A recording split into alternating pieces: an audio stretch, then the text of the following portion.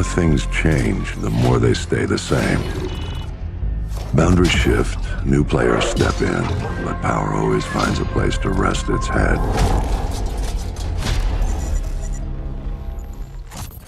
What up guys, this is BZK Hellraider here today. Today I'm bringing you a gameplay on the map Mayday using the Type 2's pre-patch.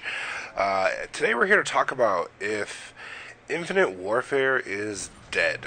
And I mean that in the sense of like player base and maybe content for that matter. If you haven't noticed, Black Ops 2 became backwards compatible on the Xbox One. But you did have to repurchase the game to actually play it again. If you still had a old copy for your 360, it wouldn't transfer licensing over, so that's kind of a bummer. But if you did repurchase the game, it's only $20, and you got all of your DLC that you ever bought for the game with it. That includes maps, that includes DLC camos, that includes whatever else comes with it. Now, the reason why I bring that up is because since Black Ops 2 became backwards compatibility only on Xbox One, there have been anywhere between 100,000 to 150,000 people playing the game. Now, that's pretty significant because that game is what, like 6 years old, and that's crazy. I mean, it is one of the better Call of Duties there's ever been, but the fact that 160, 150,000 people went back and are legitimately playing it like it's brand new is nuts. So, if we take a look at Infinite Warfare, I was playing over this double XP weekend, or Easter Sunday weekend, and I was trying to play some objective game types. I was trying to play like Defender, or Uplink, or whatever I could get my hands on, really. And I would be searching for a match for up to like 5 minutes. 5 minutes at a time to not even find a match. Granted, we had like three or four people squatted up in our party, but that's crazy. The fact that we, on the newest Call of Duty, we couldn't find a match for Domination or Defender or Uplink, which are supposed to be like the core like objective modes for the newer Call of Duties. That was nuts. We jumped into the competitive playlist. Like, we were only supposed to be using like MLG rules, and after like 10 minutes we found a match, and I'm pretty sure we got matched up to somebody like not locally near us and more on the other side of the country. It was a little weird, a little laggy, but whatever. My thoughts on how it might be dead or it might actually be some other factors coming into play. One thing that kind of it's a little bit, I don't know how you want to say it, like shady, if you will. The fact that Infinite Warfare and Infinity Ward haven't put up like how many people are playing this game. They only have a percentage. Well, a percentage doesn't really help besides give you a slight idea of who the majority are playing with a playlist. If it says like 40% of the majority is playing a team deathmatch, 40% could be, obviously it's not going to be this low, but like 40 people out of 100. And that's a small pool compared to 40% out of 150,000. You know, and they don't give up these numbers, and I'm not sure if that's because they don't want to really see or let the player base know how much the game's failing, or if they're really just trying to hide the fact that this is not the greatest Call of Duty they've put out in a couple years. I don't know. One of the other things I can chalk it up to is if you bought any of the DLC, at least on PS4, you can't uninstall the DLC without uninstalling the entire game and then reinstalling the game. So, if you bought DLC, you get matched up with other players who obviously have the DLC, so your matchmaking pool gets smaller. If you bought 2 DLCs, you get matched up with players that only bought 2 DLCs. So that could be my problem. I do have the Season Pass. I don't remember if I've downloaded the second DLC or not, but it definitely feels like my player pool is a lot smaller than it was before.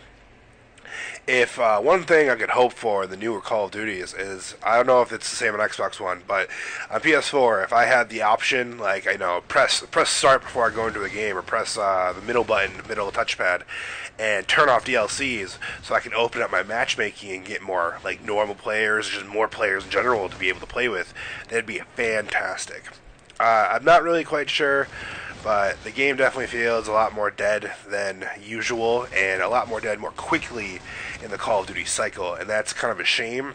I would like to blame it on the lack of content, like the lack of the weapons for multiplayer, the lack of it has a lot of support, but I think it was too late to really kind of come back and really support this game. With that said, things in the future, if they really want to surprise people, they really need to bring in more weapons fairly quickly. That's my biggest pet peeve with this game, is the lack of weapon variety and the lack of variety in multiplayer. I still see majority of matches just NV4 bar. With the new DLC weapon, the Xeon, at least I see that a little bit more because it's pretty decent compared to the other assault rifles. It can hold its own, but the game is just so centered around those two guns. It just needs more variety, needs more weapons to be able to do something. The VPR submachine gun, the double-barreled submachine gun, is just like a bullet hose of nothingness. The thing feels like the Scorpion from MWR.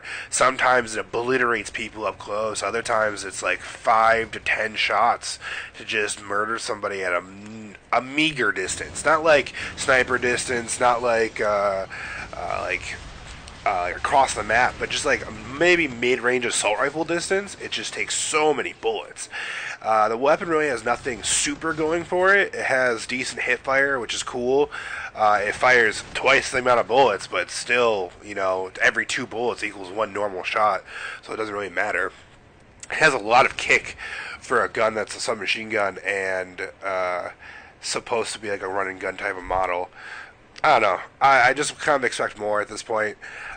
For a game that had 3 years to develop, I think they developed single player a little too far, and they didn't put enough work into the content that's going to make them last throughout the year. I mean, you can only play single player for, maybe 3 months before you get really bored of it. It doesn't matter what single player it really is. Like Mass Effect, you could play this single player probably a couple times through, and then you're going to stop. Like, it's just what it is. There's nothing to hold you over. You need something that's going to hold you over, and that's the competitive multiplayer aspect of this game. That's supposed to hold you over until the next one. And I just don't think they touched on it right. Sorry to rant off there, but one of the other topics I want to talk about was their playlist making. I think there are too many playlists when you start this game. If you haven't really looked around, there's the feature playlist, which has like 3 or 4 playlists. There's the core playlist, which has a majority of the game types. There's the hardcore playlist, which has a majority of the game types. And then there's the competitive playlist. And then there's another playlist after that. We need to narrow that down, narrow it down ASAP. I think with futuristic titles, we should probably be getting rid of the older boots on the ground playlists because they don't work properly. Like Domination, as much as it's like a fan favorite, it definitely does not work as well with jetpacks than it did boots on the ground. With jetpacks, you're just constantly getting bombarded on B, and there's no recovery point unless your whole entire team backs you up there. We should be playing objective game modes that take advantage of the movement, like uplink, like capture the flag, like justifiably hardpoint because that rotates and you need to be able to push around with that. Safeguard was a really fun game type that appeared in Black Ops 3. I wouldn't mind seeing that come back. I like Drop Zone too because that's another rotating, rushing, kind of like movement style based. Momentum, I definitely don't see. It's definitely more boots on the ground. You should be able to push a team back and not just flitter around it. I don't know. We just need to narrow down on the game types and make it so the playlists individually are more populated. Now, if you wanted a competitive playlist, like that's all pro MLG rules, MLG game battles, like stuff like that, cool, fine, but advertise it as such. Make it its own separate option and don't add it into the regular playlist scheme because I feel like that puts newer players at in a way where they don't really know what playlist they're choosing. If I was choosing core playlist, Domination, cool. If I go to competitive and choose that, oh yeah, I want to play a competitive game type and not MLG rules, how am I supposed to know that? It's not really well explained. I definitely think they just need to narrow their playlist down to 2 playlists, core and hardcore, and then they have like a league play like Black Ops 2 did, or Black Ops 3 also I think had a league play, and you can go in there with your little squad and do the super MLG competitive stuff. cool. You know, they just need to kind of focus on what's supposed to be Call of Duty and what's supposed to actually make this game great and fun. You know, I'm gonna make a video later this week, probably about like the top 10 things World War II Call of Duty will need to be successful. So keep a lookout for that. As for now, I hope you guys enjoyed my rant and my video. This is your boy Hellraider signing off. Ooh, did I get taken out across the map? Kinda. Spawn flipped. I'm back on this side now.